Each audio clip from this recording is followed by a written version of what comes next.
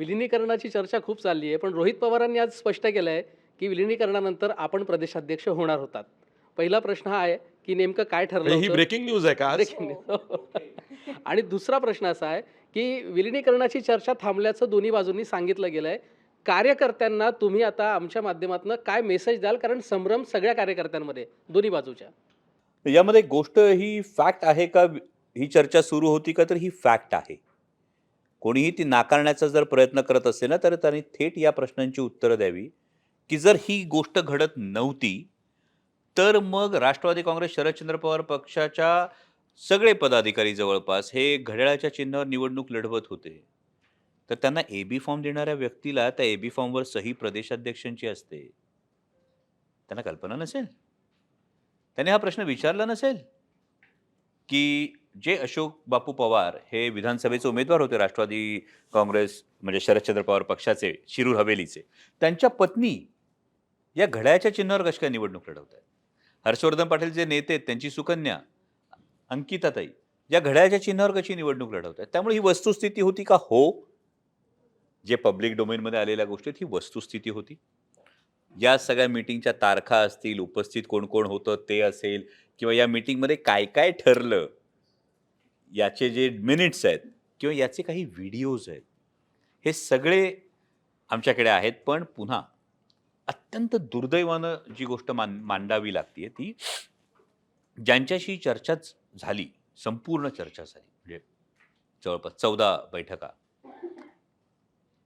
तेच आज जर नाहीत, म्हणजे अजित पवारांबरोबर 14 बैठका 14 झाल्या. बैठका झाल्या. त्यातल्या किती बैठकांना तुम्ही हजर होता? मी जवळपास 11 बैठकांना हजर होतो. ह्या ज्या 14 बैठका आहेत, अ, सुनील तटकरे जे अजित पवारांच्या राष्ट्रवादी काँग्रेसचे प्रदेशाध्यक्ष आहेत किंवा प्रफुल्ल पटेल सुद्धा एका पत्रकार परिषदेमध्ये म्हणालेत, की जिल्हा परिषद निवडणुकांना घेऊन त्या बैठका होत्या. विलिनीकरणाचा विषय तिथे होता नव्हता याविषयी अजित पवारांनी आम्हाला तरी काही सांगितलेलं नाही. तर माझा तोच प्रश्न आहे ना, की जर जिल्हा परिषदेमध्ये एकत्र लढणं असं असतं, तर तुतारीचे उमेदवार म्हणजे तुतारी चिन्ह घेऊन लढणारे उमेदवार आणि घड्याळ चिन्ह घेऊन लढणारे उमेदवार यांची आघाडी दिसली असती ना. जशी तुम्हाला काही प्रमाणात पुणे आणि पिंपरी चिंचवड महानगरपालिकेत झाली होती. की मग तुम्हाला टप्पे दिसतायत स्पष्ट, की पुणे आणि पिंपरी चिंचवड महानगरपालिकेच्या वेळी एक फॉर्म्युला वर्क केला जातो आणि त्यानंतर म्हणजे माझ्या लोकसभा मतदारसंघामध्ये 33 पैकी 30 उमेदवार हे घड्याळाच्या चिन्हावर लढलेत सर. मग ते एबी फॉर्म साहजिकच प्रदेशाध्यक्षाच्या सहीने गेले असतील. घड्याळाचे प्रदेशाध्यक्ष कोण? सुनील तटकरे सही कोणी केली एबी फॉर्मवर? त्यांनीच केली असावी. त्यांना प्रश्न नाही पडला हा?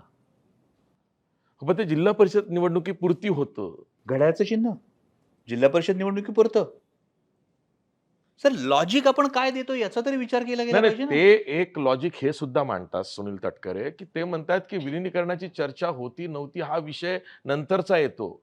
पण जेव्हा अंत्यसंस्कार होतायत अजित पवारांचे, त्याच वेळेस राष्ट्रवादी काँग्रेस शरदचंद्र पवार गटाचे नेते, ज्यामध्ये तुम्ही आहात, माजी प्रदेशाध्यक्ष जयंत पाटीलही आहात, त्यांचा रोग त्यांच्याकडे आहे, तुमच्याकडे, की तुम्ही प्रसारमाध्यमांना सांगता, की विलिनीकरणाची चर्चा चालली होती, दादांबरोबर बैठका चालल्या होत्या, त्यांचाच आग्रह होता. ही एवढी घाई कशासाठी? हे मिसगाईड करण्याचा दुर्दैवी प्रयत्न आहे सर. कारण आपण त्या काळातले सगळे व्हिडिओ काढून बघा. माझी तर विनंती आहे माध्यमांना, की त्या काळाचा खरंच व्हिडिओ काढा, की कुठेही चर्चा सुरू झाली. तर जयंत पाटील साहेबांना जेव्हा हा प्रश्न विचारण्यात आला, की दादांची तुमची 40 वर्षांचा परिचय आहे आणि शेवटची तुमची आणि दादांची काय आठवण आहे? त्या आठवणीच्या वेळी जयंत पाटील साहेब म्हणाले, की "हो, गेल्या काही दिवसात आम्ही सातत्यानं भेटलो होतो." जो पुन्हा प्रश्न येतो, की सातत्यानं तुम्ही आणि अजितदादा भेटण्याचं कारण काय?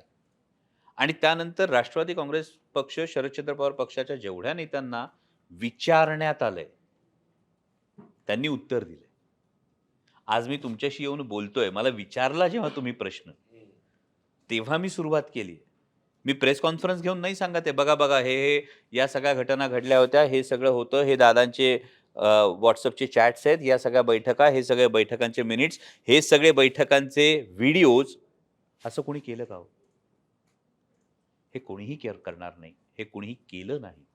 आणि त्यामुळे असे काहीतरी खोटे-नाटे आरोप जेव्हा माणूस लावतो ना, तेव्हा मग त्याच्याविषयी अनेक शंका तयार होतात, की डॉक्टर हे अमोल खोटे-नाटे कोल्हे आरोप लावण्याचं कारण काय? डॉक्टर अमोल कोल्हे रोहित पवार विलिनीकरणाच्या संदर्भामध्ये एक पत्रकार परिषद घेणार होते, घेतीलही पुढे आणि त्यामध्ये ते अनेक पुरावे सादरही करणार होते. मी तुम्हाला थेट विचारतो, तुम्ही जर का असं म्हणता की अनेक बैठकांना तुम्ही उपस्थित होतात, तर तो काय तपशील आहे? आणि खरंच अजित पवारांबरोबर तुमची काही वैयक्तिक चर्चा झाली का? कारण तुमच्या मतदारसंघामधले शरदचंद्र पवार गटाचे उमेदवार हे घड्याळीच्या चिन्हावरती लढले.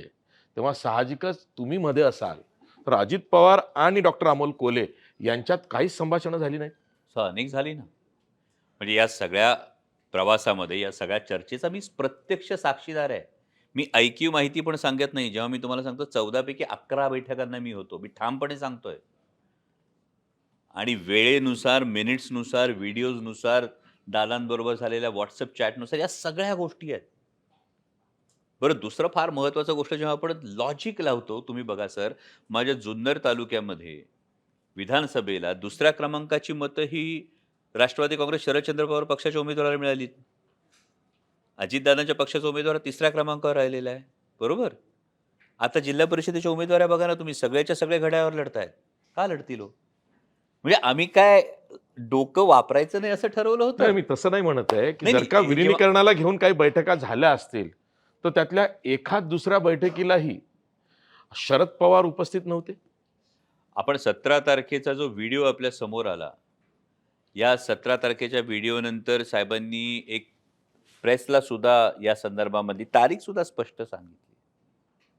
त्यामुळे या सगळ्या गोष्टी स्वयंस्पष्ट आहेत. फक्त माझं म्हणणं एवढंच आहे, की या सगळ्या डिटेल्स आणि कोण खरं, कोण खोटं, कोण चुकीचं बोलतोय, कोण का खोटं बोलतोय, या सगळ्याची निष्पत्ती काय सर आपण चर्चा करतोय याची. तुम्ही अजित पवारांना हे विचारलं नाही या बैठकांदरम्यान, की तुमच्या पक्षाच्या वतीनं तुमचे कार्याध्यक्ष, तुमचे प्रदेशाध्यक्ष किंवा छगन भुजबळ किंवा अन्य आणखीन दिलीप वळसे पाटील फॉर एक्झाम्पल असे मोठे नेते हे बैठकांना तुमच्यासोबत का येत नाही? तुम्ही एकटेच का येता? तर मी तुम्हाला सांगितलं जसं, की जेव्हा वेळ येईल आणि त्याचे व्हिडिओज बाहेर काढले जातील ना, तेव्हा डिनाय करणारे अनेक जण या संभ्रमात पडतील, की अरे आपण तर म्हणत होतो आम्हाला माहीत नाही आणि हे व्हिडिओ समोर येतात बैठकीचे. मी फार मोठं स्टेटमेंट करतोय आणि फार जबाबदारीनं स्टेटमेंट करतोय, कारण I was part of all this.